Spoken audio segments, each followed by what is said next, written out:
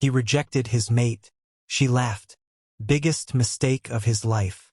A story of pride, power, and the price of choosing wrong. The entire forest went silent the moment Diana laughed. Not a nervous laugh. Not the laugh of a woman who had snapped under the weight of public shame. It was a cold, unhurried, fearless laugh, the kind that made battle-hardened warriors shift their footing and glance at each other from the corners of their eyes, because something about that sound told them, on a level deeper than instinct, that the man standing on the high platform had made a catastrophic error. Snow was falling over the Ashford forest. Soft, silent, indifferent to what was happening beneath the ancient trees. The torches planted in a wide ceremonial circle cast orange light across hundreds of faces that had come expecting a spectacle. They had come expecting to watch a weak woman crumble. The great oak at the center of the clearing had witnessed 1,000 years of pack law. Every rejection, every claiming, every binding oath had happened beneath its frost-covered branches. The wood had absorbed so much pain over the centuries that it seemed to lean slightly inward, like it was listening. Alpha King Edward stood on the raised stone platform, his broad shoulders squared beneath a heavy black cloak trimmed with dark fur. His jaw was set like carved marble. His dark hair carried snowflakes that he did not bother to brush away.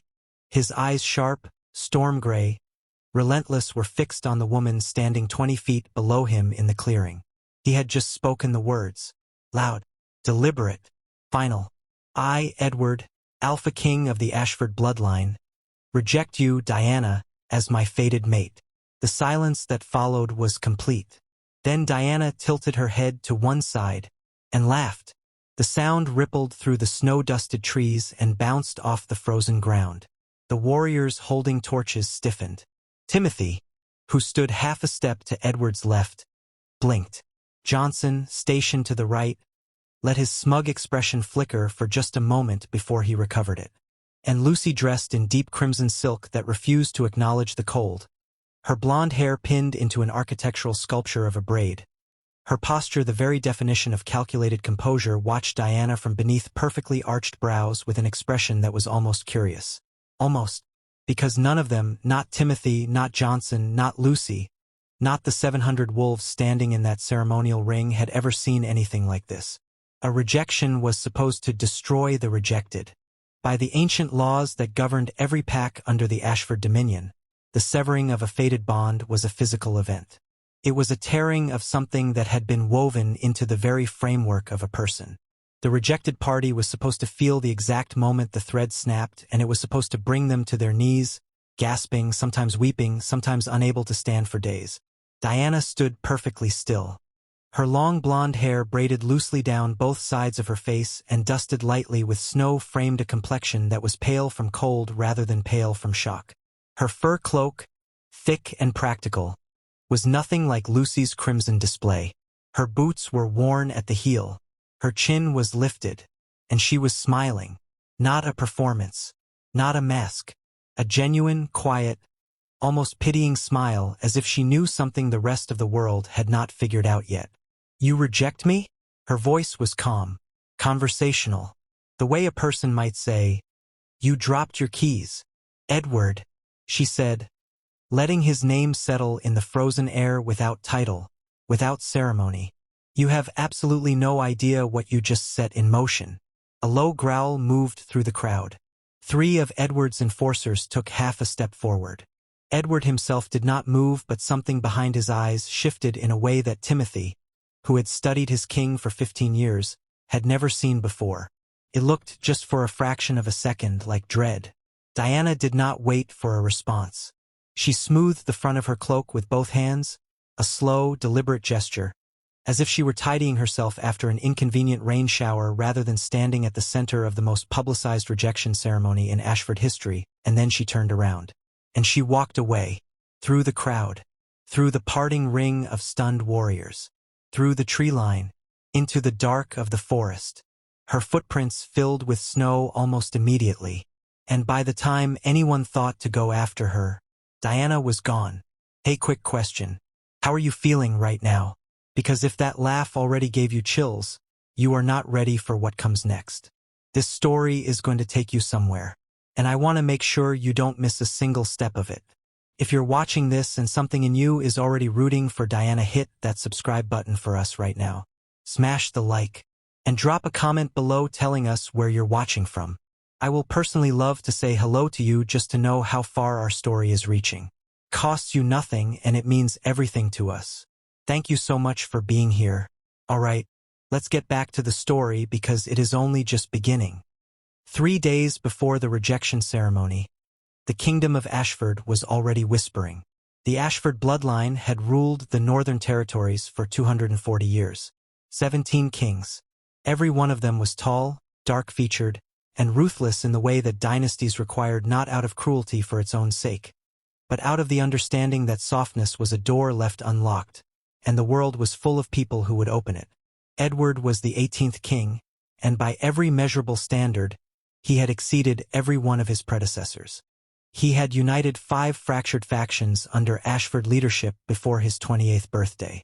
He had restructured the pack's trade routes, doubling resource output in under 3 years. He had stood down 3 attempted coups, not with bloodshed, but with something arguably more frightening. Strategy so precise that his opponents had dismantled themselves before they fully understood what was happening. At 31, he was what people called a completed man. A man who had arrived. What very few people understood, and what Edward himself would not have admitted, was that a completed man who has nothing left to build starts, quietly, to become afraid. Not of enemies, not of failure, of the parts of himself he had never had time to examine. Timothy had served at Edward's right hand for 15 years. He was 42, compact and precise in everything he did, from the way he dressed to the way he delivered information. He had the face of a man who smiled only when it served a purpose, and the mind of a chess player who counted moves the way other people counted breaths. It was Timothy who, 6 months ago, had begun the campaign. It had not been announced as a campaign, of course. It had been presented as counsel. The northern border situation requires a permanent solution, Your Majesty. The Harrow faction has been unstable since their last alpha died without a clear heir. A marital alliance with Lucy Harrow, their eldest daughter, their strongest claimant, would resolve the instability cleanly and signal to every faction watching that Ashford Dominion is not simply military. It is generational. Johnson, who served as Edward's chief enforcer, and whose role it was to make certain that Edward's decisions were implemented without friction, had added his voice on top of Timothy's the way a second stone adds weight to a scale. It is a strategically sound move, my king. Clean bloodline, northern connections, political equity on both sides. The pack councils will approve it without hesitation. Edward had listened. He had said neither yes nor no. But he had not said no, and with a man like Edward, that meant the answer was already forming. What neither Timothy nor Johnson mentioned was that they had, in fact, very carefully arranged not to mention the mating moon. 3 days ago, the mating moon had risen for the first time in 11 years. It was an astronomical event that the older generations still whispered about with a mixture of reverence and unease. A convergence of light that the ancient texts described as the universe's own way of completing unfinished arrangements. Under the mating moon, fated bonds that had been dormant bonds forged before birth, written into the soul's architecture at the moment of its creation, became temporarily visible. Not to the pack at large, only to the 2 people involved. Edward had been standing at his study window when it happened. He had felt the pull the way you feel the pressure change before a storm. A sudden awareness, a tuning of the senses toward something just outside the frame of ordinary perception. He had turned, instinctively, toward the eastern wing of the fortress, where Diana lived. Diana had come to Ashford Fortress 7 years ago, brought in as a ward of the pack following the death of her parents in a border skirmish. She was 17 at the time, quiet, watchful, unremarkable in all the ways that the fortress measured remarkable. She had no notable bloodline, no fighting rank, no political family. She worked in the pack's records hall, cataloging and maintaining the historical archives, which was a role so invisible that most of the senior pack members had genuinely forgotten she existed. Edward had met her formally twice in 7 years. He had thought very little about either meeting, which was why, when the mating moon made the bond visible and the recognition hit him with the force of a physical collision, it's her, It has always been her. His first response was no wonder. It was anger. This is not possible, he had said to the window, as if the universe might hear and reconsider. The universe did not reconsider. By morning, Timothy and Johnson were already in his study with revised plans for the rejection ceremony. Speaking quickly, using words like liability and optics and dynastic integrity.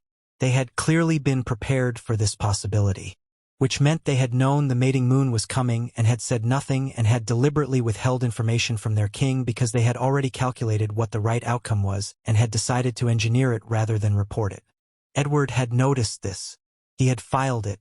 And then, because the part of himself that had been built entirely of practicality was louder, in that moment, than the part of himself that had felt the recognition, he had agreed to the ceremony. It was the first decision he had made in 15 years that he could not fully justify to himself. He told himself that did not matter. He was wrong.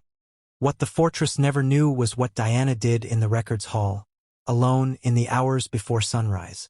She read, not the approved texts, not the curated histories that the Pax scholars had prepared for general consumption, the ones that described the Ashford bloodline in long, burnished sentences full of glory and strategic genius, with all the complicated parts quietly excised. She read the originals, the crack-spine volumes stored in the back section of the archive that no one had opened in decades because no one thought there was anything useful in them, the personal journals of the 5th and 6th Ashford kings, the unedited border reports, the private correspondence between the early pack councils, the documents that had been filed rather than destroyed because someone once had not had the heart to burn them and the system had simply accumulated them until they became invisible through sheer quantity. Diana had been reading them systematically for 4 years. She had learned things, significant things, things that, if they were ever brought into daylight, would shake the Ashford bloodline's claim to authority at its very foundation. She had not yet decided what to do with what she knew. She was 24 years old and she was careful in the way that people become careful when they have understood, from an early age, that the world will not give them margin for error. But she was not afraid. That was the thing that no one in the fortress had ever correctly assessed about Diana. She was not afraid. The day the mating moon rose, Diana had been in the lower archive cross-referencing a set of land records from the original Ashford territorial claim, the actual claim, not the version in the general library when the recognition arrived. She had put down her pen. She had sat very still for approximately 45 seconds. Then she had picked her pen back up. Because whatever the universe had decided about her and the Alpha King, there were 240 years of carefully constructed narrative standing between that decision and anything resembling reality. And Diana was a woman who dealt in reality, not in what should be. She had also, in those 45 seconds, remembered something she had read 18 months ago in the personal journal of the 3rd Ashford King, a passage that had seemed interesting at the time and had become, suddenly, something more than interesting. The passage described the founding conditions of the mating bond within the Ashford bloodline specifically. Unlike general pack lore, which held that a rejected mate would simply suffer the physical consequences and spend years recovering, the Ashford-specific records described something different. The Ashford bond, the 3rd king had written, was constructed differently from common bonds. It was built on something rarer, a complementary power architecture. The two people tied by an Ashford bond were not simply matched in temperament or biology. They were, at the level of the supernatural ability that ran through the bloodline, complementary halves of a complete mechanism, which meant that rejecting the bond did not simply harm the rejected party. It fractured both halves. The rejecting alpha would begin to lose the stability that the bond had been providing, the quiet, background reinforcement that kept the supernatural element of Ashford power coherent and grounded. It would happen slowly, too slowly at first, for anyone to connect to the rejection. But it would accelerate. And as for the rejected mate, if that person happened to be carrying their own suppressed power, the rejection would not destroy it. It would release it. Diana had known this for 18 months. She had told no one. And when Edward stood on the stone platform and spoke the formal words of rejection, Diana laughed genuinely, from a place of profound and complicated clarity, because she understood exactly what he had just done. To her, to himself, to everything. The morning after the rejection ceremony, the fortress moved forward. This was what powerful institutions did. They absorbed disruption and continued. The wheels that had been set in motion by Timothy and Johnson's long campaign toward the Lucy-Harrow alliance now spun freely, and with the Diana situation resolved, the official narrative was simple. The Alpha King had made a clear-eyed political choice, as a good king should. The mating bond had been an unfortunate complication, neatly handled. Life proceeded. Lucy arrived at Ashford Fortress 4 days after the rejection ceremony with a convoy of 12 vehicles, a personal staff of 6, and the kind of self-possessed calm that comes from having been told, since childhood, that you were the answer to every room's most important question. She was striking. That was the word people reached for first, striking rather than beautiful, because beautiful was passive and there was nothing passive about the way Lucy occupied space. She was sharp-featured, golden-haired, with eyes the color of winter ice and a mouth that was always slightly curved in a way that could mean amusement or contempt, and you frequently couldn't tell which. She wore a fitted charcoal traveling coat over wool trousers and low boots, and she managed to make this look more authoritative than any formal gown. She shook Edward's hand on the steps of the fortress with a firm, measured grip, met his eyes for exactly the right duration, and said, "Your Majesty, I trust we can make this arrangement work for both our families. Not I'm honored or it's a pleasure. Work." Edward appreciated efficiency. He told himself this was why he felt something like ease in her presence. It was not easy. It was the absence of the specific discomfort that had been with him since the morning after the mating moon. A low, persistent ache in the center of his sternum, like a bruise that hadn't fully formed yet. Around Lucy, the ache was quieter. He misread this as compatibility. It was not compatible. He was simply distracted. Meanwhile, Diana had disappeared. Not dramatically. She had not left a note or a scene. She had simply not been in her quarters when the pack runner came to formally notify her that she was to vacate the records hall position within 30 days. Per the directive Timothy had issued the morning after the ceremony, because it would be, Timothy had written in the directive, inappropriate for a rejected mate to remain in a position of archival access within the fortress. Her room was tidy. Her personal items were gone. The key was left on the windowsill. Johnson's men searched for her for 6 days, because the optics of a rejected mate wandering the territory unsupervised were not ideal, and because Johnson was a man who preferred to know where every piece was on the board. They found no trace of her. After 6 days, Johnson told Timothy. Timothy told Johnson to stop searching. "She's gone," Timothy said, with the breezy certainty of a man discarding a piece of paper. "Let her be gone." Johnson agreed. They were both wrong in ways they would spend a very long time regretting. Diana had gone to the Coldwater Ridge. It was 300 miles northeast of Ashford Fortress, deep in the unaffiliated mountain territory that sat between 3 pack borders and technically belonged to none of them. People who knew the terrain called it the margin, a place where the rules of pack hierarchy simply didn't reach, because no hierarchy had ever bothered to fully claim it. She knew about the margin from the archives. She had known about it for 2 years. She had also known from those same archives that there were people there. Not a pack in the formal sense, no alpha, no rank structure, no territorial declaration. Something older and less legible. A community of wolves who had, over 3 generations, built a way of living outside the power systems that dominated every named territory. They called themselves simply the Ridge. The Ridge had a healer named May 50s, broad-shouldered, unhurried in everything she did, who had been expecting Diana for almost 2 months. Not because May had supernatural foresight, because Diana had written to her. 6 weeks before the mating moon, when Diana had fully understood what the Ashford records were telling her and had begun to accept that the coming event was not something she could simply think her way around, she had located May's name in a footnote of one of the older documents and had sent a carefully worded letter describing, in general terms, her situation and asking if she might have cause to visit. May had written back in 4 days. "Come whenever you need to. The Ridge will be here."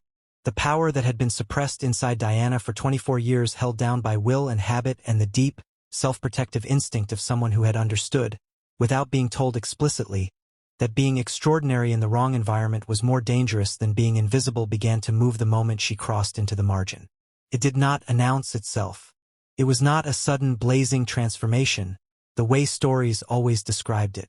It was more like a long breath out, like something that had been braced against a wall for a very long time, slowly, carefully, beginning to stand on its own. Started small. 3 weeks after the rejection, Edward's focus began to slip. Not severely. Not in any way that would have been obvious to a casual observer. The decisions he made were still sound. The orders he gave were still followed. His presence in the war room still commanded the room the way it always had, the stillness of a man who didn't need to raise his voice because everyone in the room had already adjusted themselves to his frequency. But Edward noticed. He noticed the way a building notices a crack in its foundation. Not the crack itself, not immediately, but the slight shifting of the floor above it. A decision that should have taken him 30 seconds to arrive took 3 minutes. A negotiation he should have read in the first 5 minutes of conversation required an hour before the other party's actual position became clear to him. He woke at 3 in the morning from no discernible dream and sat on the edge of his bed in the dark for 20 minutes, listening to the silence, unable to name what he was listening for. He said nothing to anyone. Timothy noticed because Timothy noticed everything. He said nothing either, for different reasons. Lucy, who had moved into the east wing of the fortress and was engaged in what everyone diplomatically called a getting acquainted period, was beginning to reveal herself in ways that a rushed campaign timeline had not allowed for.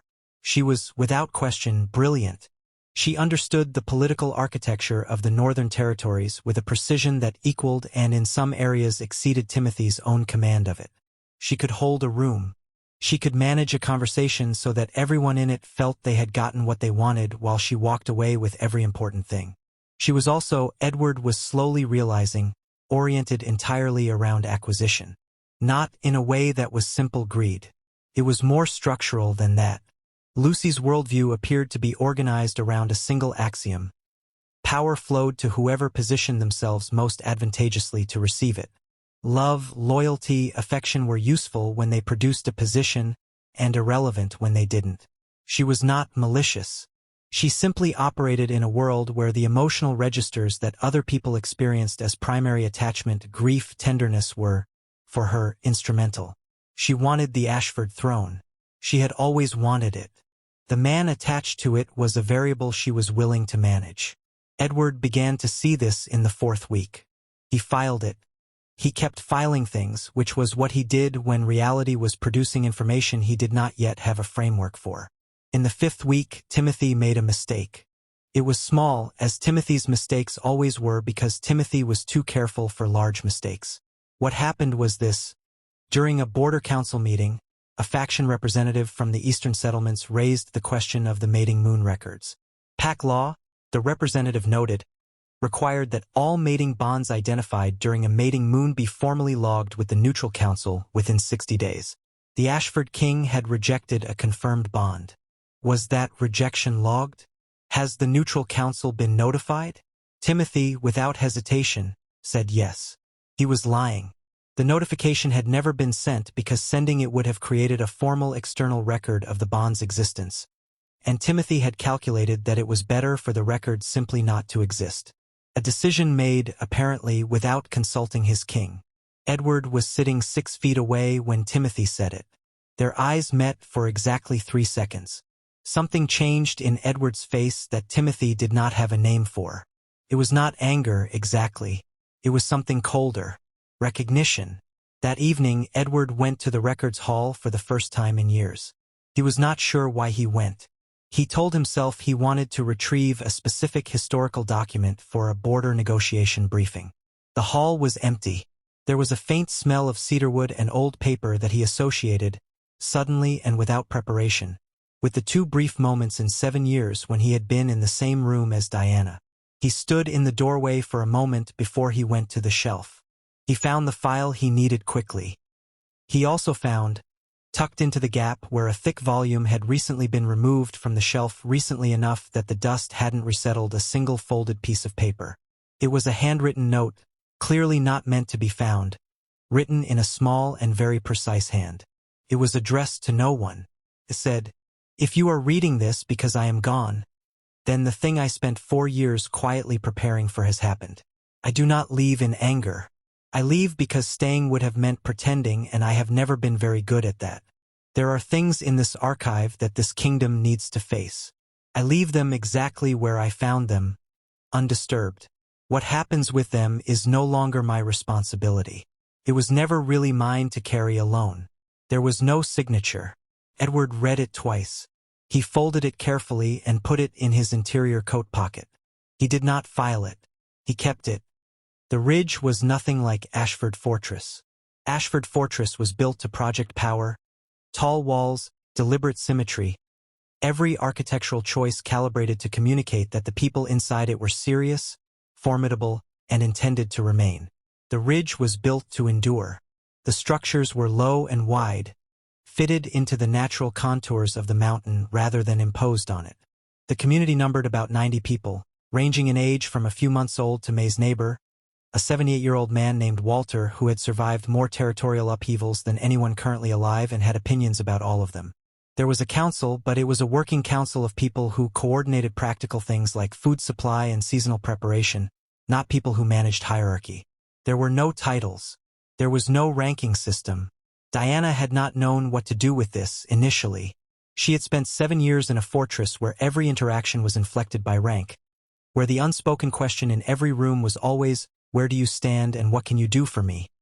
and where the most reliable survival strategy had been to make herself as unreadable and uncontroversial as possible. At the Ridge, nobody was particularly interested in her rank. They were interested in whether she could help with the winter harvest, whether she had any knowledge of archival preservation methods that could be applied to their own community records, and whether she wanted tea. She did want tea. She spent the first 3 days mostly sleeping. May was not a dramatic person. She delivered the information that Diana needed in the same tone she used to describe the weather forecast. Factual, unhurried, without embellishment. What Diana was, May explained, was what the old texts called a stillwater. A stillwater was a wolf who carried a suppressed secondary ability, not the standard shift-form ability that all pack wolves possessed, but a rarer, older capacity that the academic literature, such as it existed, described variously as anchor ability, binding sight, or, in the most ancient texts, simply the foundation gift.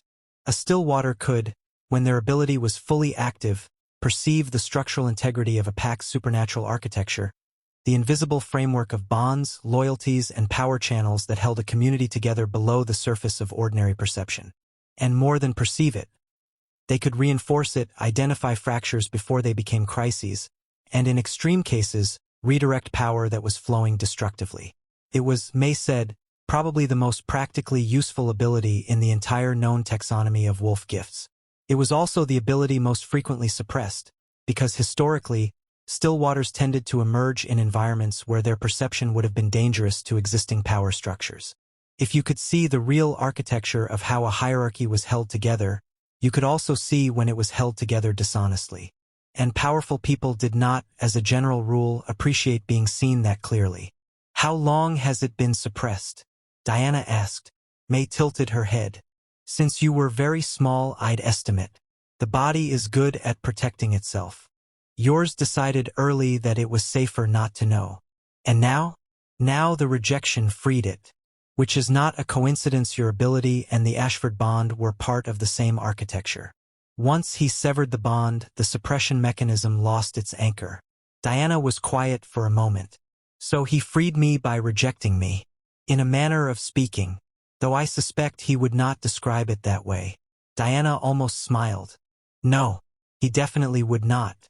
Over the following weeks, as the winter deepened on Coldwater Ridge, Diana worked. Not the desperate, grinding kind of work that is really just a way of not thinking. Purposeful work. The kind that builds something that wasn't there before. She began by learning to recognize what she was perceiving because the stillwater ability, when it first became fully active, was less like a skill and more like a sense suddenly turned up to full volume. Everything was louder than it should be. She could feel the tension in a conversation before a single word was said. She could tell, walking into a room, which relationships in it were sound and which were strained at a load-bearing point.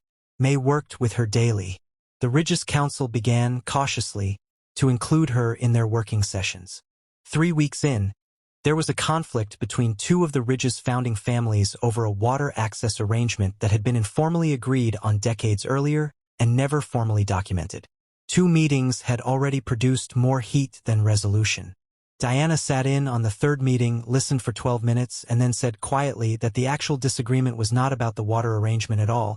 It was about a decision made 8 years ago that had never been fully acknowledged, and if they addressed that, the water question would resolve itself.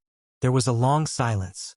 Then one of the family representatives, a woman in her 50s named Carol, who had come into the meeting with the kind of expression that suggested she had already decided the meeting was a waste of time, said, "How did you know about that?" "I didn't," Diana said. "I could just hear where the tension was actually coming from." The meeting took another 40 minutes. The water conflict was resolved within the week. By the time 2 months had passed on the ridge, people were traveling to see Diana from communities 3 and 4 days' journey away. Not because word had spread of anything dramatic, but because in the slow, word-of-mouth way that genuinely useful things propagate, people had simply heard that there was a woman on Coldwater Ridge who could look at a broken situation and tell you where it was actually broken. Diana didn't call herself a leader. She called herself someone who was finally, for the first time in her adult life, doing the thing she was actually made to do, which was, she thought sometimes, probably what leadership actually was. Back in Ashford Fortress, the 11 weeks since the rejection had not been quiet in the way that Timothy and Johnson had intended. Edward's focus had continued to slip. Not catastrophically, nothing that he could point to as evidence and present to himself as a problem requiring solution. Just the ongoing, cumulative grinding of a mechanism that was no longer running at full capacity. He slept less. He decided slower. He read the same paragraph in a briefing 3 times before the meaning settled. Lucy had noticed. She had, with characteristic efficiency, adapted. She was now more present in the daily operations of the fortress, not obtrusively. Not in a way that could be called an overreach, but with the quiet, incremental expansion of someone who knew that the best way to fill space was to start while the other person still felt like they were in control. It was Timothy who noticed first that the faction councils were growing restless. The Eastern Settlements representative had raised the neutral council issue at 2 subsequent meetings. The Southern Pack had sent an envoy with questions. The Western Coalition, normally the most reliably aligned of the Ashford-adjacent factions, had quietly missed a scheduled tribute delivery without explanation or apology, which was, in the language of interfaction relations, essentially a raised eyebrow. "It will pass," Timothy told Johnson. "Factions test new arrangements. It's standard turbulence." "It doesn't feel like standard turbulence," Johnson said. "It feels like something is building." He was right. He had been right about very few things in recent months. His and Timothy's confidence in their own campaign had made them sloppy, and sloppy men tend to be wrong in the direction of their comfort, but he was right about this. Something was building. The morning the Neutral Council's formal review notification arrived at Ashford Fortress, Edward read it at his desk alone, before Timothy could intercept it. He read it once, quickly. Then he sat back in his chair and stared at the ceiling for a long time. In the interior pocket of his coat, which he had worn every day since the night he found it, the folded note from the records hall sat against his ribs. He was aware of it the way you are aware of a splinter. Not painful, not intrusive, but present. What happens with them is no longer my responsibility. He heard her voice saying it, even though he had never heard her speak at length. But the note had a voice. It had her voice, careful and direct, and without any interest in making itself easier to read. He called Timothy and Johnson into his study at 9 o'clock that morning. He put the notification on the desk between them and watched their faces. Timothy's control was excellent. He showed almost nothing. A slight tightening at the corner of one eye. A fractional increase in the speed of his blinking. Johnson's face did something more complicated. A rapid microsequence of expressions that might have been, in order, surprise, calculation, and then something very close to resignation. Edward looked at them for a long moment. "Sit down," he said. "Both of you." "Your Majesty." "I said sit down, Timothy." They sat. "You knew about the mating moon before it happened," Edward said. It was not a question. Silence. "You knew. You prepared materials for a rejection ceremony before I had made any decision. You withheld the neutral council notification. You removed Diana from her position without my directive. That order was not in my name. It was in yours." More silence. I have been patient, Edward said, with a great many things. I need to understand. Did you manufacture this situation because you believed it was in my interest, or because it was in yours? Timothy met his king's eyes. Both, he said, with the slightly deflated honesty of a man who has decided that calculation is no longer the right tool. I believed they were the same thing. I understand now that I was mistaken. Yes, Edward said. You were. Diana came back to Ashford in the first week of what would have been spring, if spring had arrived. It hadn't. The snow was still on the ground, though it was the thin, tired kind of snow that knows it's losing. She did not arrive in secret. She arrived as a formal witness summoned by the Neutral Council, and the convoy that accompanied her included the Neutral Council's 2 senior representatives, the heads of 3 independent community delegations from the Margin Territory, and May, who had made clear that she was coming regardless of whether she had been formally invited. She was not the same woman who had walked out of that forest 3 months ago. The change was not in how she looked, particularly the same blonde braids, the same practical clothing, the same direct posture. The change was in the quality of her presence. Something that had previously been held in had been let out, and what had been let out was considerable. The people who saw her at the fortress gates and did not know her history simply registered her as someone important. The people who did know her history, who remembered the quiet, forgettable archivist, found that their memory of her and the woman in front of them did not match in a way they could not fully articulate. Word reached Edward before she arrived at the main building. He was at his desk when the door to his study opened and Diana walked in. She didn't knock. The Neutral Council representative was behind her, which technically gave her the right. But it was also, Edward registered, simply the way she moved now, as if the world was a room she had earned the right to enter. She stopped on the other side of his desk. He stood. They looked at each other for a moment that had the quality of 2 large weather systems making contact, not violent, not destructive, but significant. Pressure change. Diana, he said. Your Majesty, she said. And there was no sarcasm in it this time. None of the quiet ice that had been in her voice in the forest. Just a precise and neutral acknowledgement. I need to ask you something, Edward said. Before the council convenes. Privately. The Neutral Council representative took a diplomatic step backward toward the door. May, who was standing just behind Diana and had apparently decided that privately did not apply to her, crossed her arms and stayed where she was. Diana glanced at May. May raised an eyebrow. Diana looked back at Edward and made a slight gesture that indicated May was non-negotiable. Edward, after a moment, accepted this. What I told myself, he said, and stopped. It was not his normal cadence. His normal cadence was the cadence of a man who had thought through what he was going to say before he opened his mouth. This was not that. This was a man working something out in real time and doing it badly and knowing he was doing it badly. What I told myself when Timothy laid out the case for the alliance was that it was logical, that it was the right move for the pack, that what the mating moon had identified was a complication, not a... He stopped again. Not a person, Diana said quietly. He met her eyes. Yes, he said. That. The silence in the room had weight. I allowed people I trusted to manage something they had no right to manage. He continued. I treated a decision about your life as an administrative matter. And I am telling you this not because I expect it to change anything. I understand that it does not. I am telling you because you deserve to hear it said clearly rather than filed in a report. Diana looked at him for a long time. And this was the complicated truth about Diana. She was not unaffected. The bond had never fully severed her because her Stillwater ability had absorbed the rejection differently than a standard bond would have. She had not spent 3 months not feeling anything. She had spent 3 months learning to be more than what she felt. There was a difference. I appreciate you saying it, she said. I want you to know that what happened, the rejection, the ceremony, all of it freed something in me that might never have been freed otherwise. I'm not grateful for the way it was done. But I'm not destroyed by it either, and I think we need to be honest with each other today in the council without either of us performing something we don't feel. Agreed, Edward said. What do you need from me? The truth, she said simply. In the council. About what happened and why. The whole truth, not the version Timothy prepared. You'll have it, he said. The neutral council convened in the great hall that afternoon.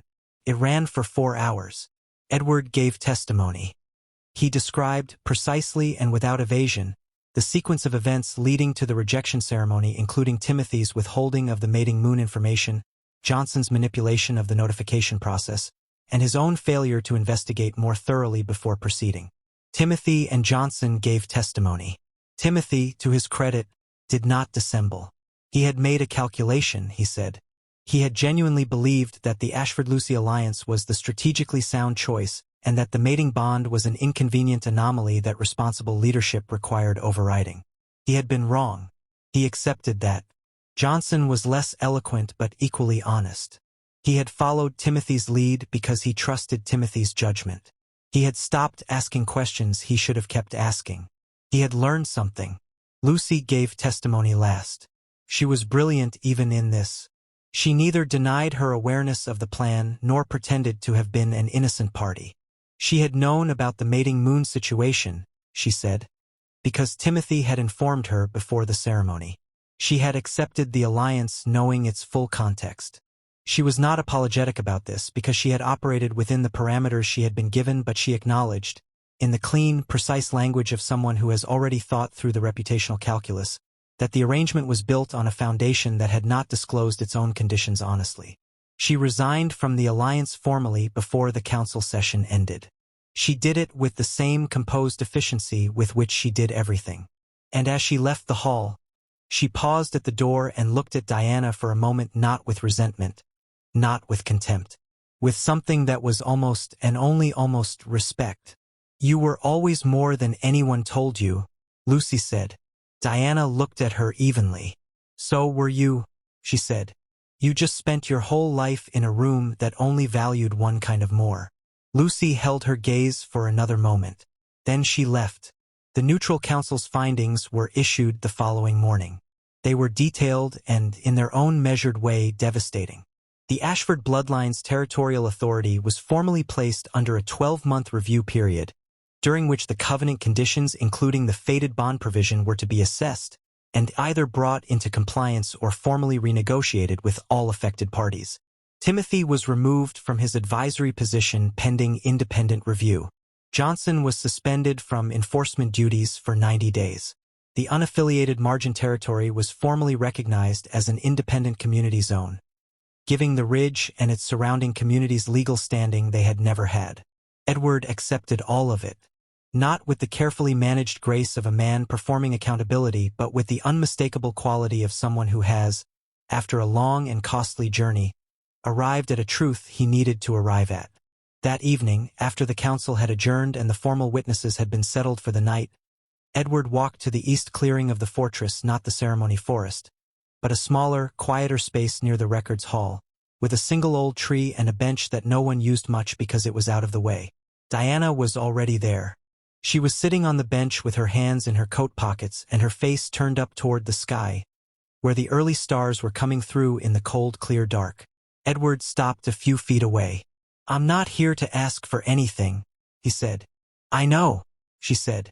He sat down on the other end of the bench. They were quiet for a while. Where do you go from here? He asked. Back to the Ridge for now. There's work there. Real work is the kind that actually matters. May wants me to start a formal training program for other Stillwaters. The council has asked if I'll consider a formal advisory role for the community zone. You've built something, he said. Yes, she said. I have. There was something in the way she said it that was not pride, exactly. Something quieter and more durable. The voice of someone who has stopped needing to be seen and is simply describing what is true. Edward looked at his hands. I spent 15 years being very good at building the right things for the wrong reasons, he said. I think I need to learn what the right reasons actually are. That's probably the most honest thing you've ever said to me, Diana said. It's the most honest thing I've ever said to anyone, he admitted. She looked at him then, really looked with the quality of attention that he was beginning to understand, not a tactic or a performance but simply the way she moved through the world. Fully present. fully herself. "The bond isn't gone," she said. "Not for me. I think you should know that. I'm not telling you because I want something from it. I'm telling you because you deserve to have accurate information for once. Diana, I'm also telling you," she continued, "that I am not going to be an arrangement. I am not going to be a political solution or a covenant requirement or the answer to a review period. If there is anything between us worth building, it will be built from nothing, from the ground up, honestly, at whatever pace it requires. Or not at all." Edward was quiet for a long moment. "I understand that," he said. "And for what it's worth, I think I was always afraid of it, because I had never done anything from the ground up in my life. Everything I built on what was already there." "Then maybe," Diana said, and there was the faintest note of something that might very distantly have been warmth, "this is where you start." She went back to the ridge 3 days later. Edward began the 12-month review with the honest attention it required. He also, for the first time in his adult life, wrote a letter that was not a directive or a brief or a diplomatic communication. It was addressed to Coldwater Ridge, to the woman who had laughed in a forest because she already knew that no one else in that clearing understood that the thing most people called an ending was, if you were paying close attention, something else entirely. He wrote it slowly. He revised it 4 times. He sent it by the same courier route that May had been using. He did not know if she would write back. She did. 2 weeks later. A single page, in the small, precise handwriting he recognized from the folded note he still carried in his coat pocket. It said more in fewer words than anything he had read in 15 years of governance. He read it 3 times. And for the first time since the mating moon, for the first time in longer than he could accurately recall, something in the mechanism of him that had been grinding and slipping found, just briefly, its correct speed. The ridge got its formal legal recognition in the spring.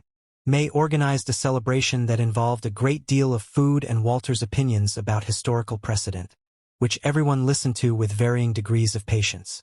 Diana stood at the edge of the gathering that evening, watching people laugh and argue and hold their children and make plans for a spring garden, and she felt with the full, unguarded, exact temperature reality of it something that she had spent most of her life not allowing herself to fully feel. She felt like she was exactly where she was supposed to be, which was not a small thing. It was, in fact, the only thing. Brent, the junior archivist, received a formal commendation from the Neutral Council for his role in bringing the Covenant documents to light. He was slightly embarrassed by this but accepted it.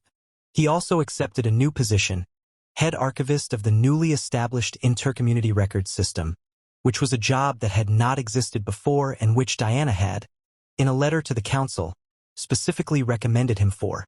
He sent her a thank you note. She wrote back. They became, over time, professional collaborators and genuine friends, which is the kind of thing that happens when a system starts working the way it was always supposed to. Timothy spent his review period doing something he had not done in 20 years. Thinking about whether the things he was good at were actually things he wanted to be good at. He emerged from the process differently, not reformed in some dramatic sense, not made soft but recalibrated. He took a role with the Neutral Council as an interfaction relations specialist. It suited him because it required his precision and his ability to read a room, but it also required for the first time that he used those gifts transparently rather than strategically. He was good at it. He was also, with some adjustment, less miserable than he had been. Johnson trained his replacement, spent time with his family, and discovered, to his mild astonishment, that he had opinions about gardening. Lucy returned to the Northern Territories and built something of her own. Took time. It required her to apply her considerable intelligence not to acquiring a position but to creating something which was a different skill set that required, among other things, the willingness to fail before succeeding. She failed twice in ways she found genuinely instructive. The third attempt produced a Northern Trade Consortium that, within 2 years, was operating at the scale and influence level she had always sought from the Ashford Alliance. The difference was that she had built it, not maneuvered into it. She did not thank Diana for this. She did not need to, and Diana did not expect thanks, because Diana had not done anything except tell the truth clearly in a moment when truth was the most powerful thing in the room. Some lessons are not given. They are simply encountered at the right moment by someone ready to receive them. As for Edward and Diana, the ground-up approach, as it turned out, was slow. It was not always comfortable. It required both of them to do things they were not practiced at, to ask rather than decide. Her to stay in a room when leaving would have been easier. There were letters. Many letters. There were visits to the ridge, initially formal and then less so. There was a winter evening when a snowstorm trapped Edward on the ridge for 3 days, and he spent those days, for the first time in his adult life, simply existing in a community without any formal role in it, which was stranger and more necessary than he could have predicted. There was, eventually, a night in early spring when Diana and Edward stood together at the edge of the ridge's lower garden, watching the last snow give way to the first pale showing of green, and he reached over and took her hand.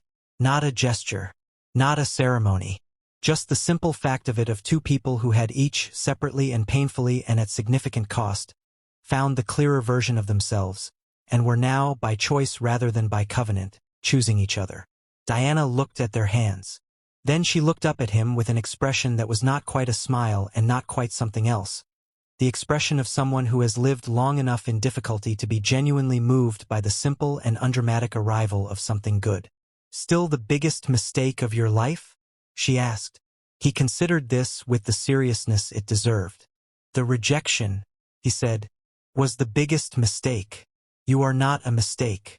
You are the only correct decision I have made in 11 months. 11 months and 3 days, she said. I wasn't counting. I know, she said. I was. There is something this story is trying to say beneath all the snow and the torches and the wolves. It is trying to say that suppression is not the same as absence. Diana's gift was never gone. It was held in by an environment that would have punished it, by a system that benefited from her believing she was ordinary, by the quiet violence of being told, through 100 small daily messages, that the most valuable thing you could do was take up less space. Many people know this feeling. Many people are living it right now. The research on this is not from fantasy novels. It is from the real work done in organizational psychology, in developmental studies, in the decades of documentation on how human beings respond to environments where their genuine capabilities are not safe to express. The findings are consistent. Suppression is adaptive. It is a survival response. And it is also, over time, costly not only to the individual but to the communities that never receive what that person was actually capable of offering. Diana's laugh was not bravado.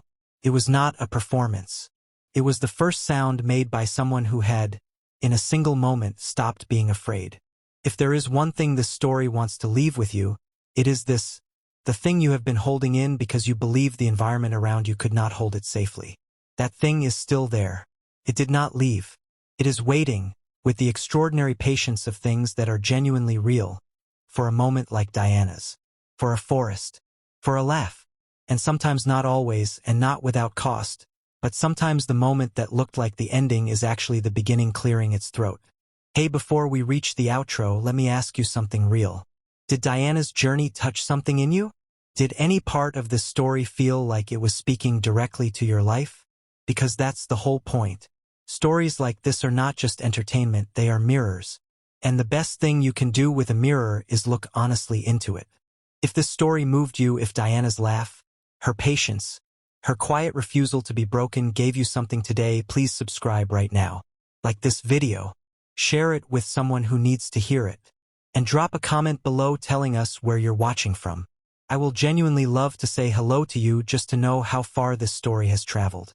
Your support is what keeps stories like this alive. Thank you. Now the outro. Some mistakes cost you power. Others cost you peace. Edward's mistake cost him the one person who could see exactly who he was and had chosen, despite everything, to stay. Not because she needed to, not because the bond required it, but because, by the time she chose, she had become someone who only did things because she truly meant them. Diana did not rise in spite of being rejected. She rose because she decided very quietly, in the snow with a laugh, that no one's choice about her was going to be the last word on who she was. That is not a wolf power. That is not a mating bond or a Stillwater gift, or an ancient covenant. That is a human one, and it belongs to every single person watching this. Subscribe to see how this unfolds. And comment below to tell us where you're watching from. I would love to say hello to you. just to know how far our story is going.